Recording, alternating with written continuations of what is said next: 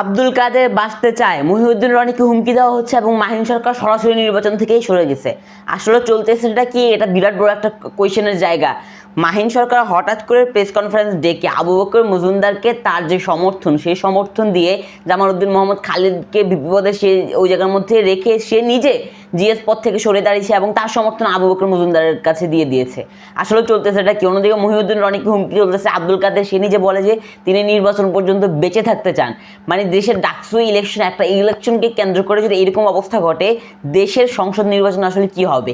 এই যে মাহিন সরকার ধরলাম যে আপনি নির্বাচন থেকে সরে গেছেন, আপনি কেন আবু বকর মজুমদারকে সমর্থন দিয়ে যাবেন?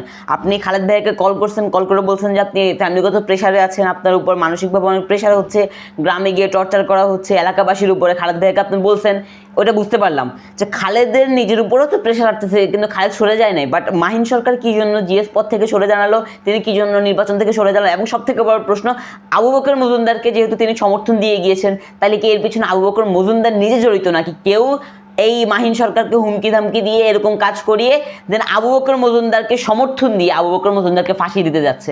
আপনাদের মতামতটা এই কমেন্টে।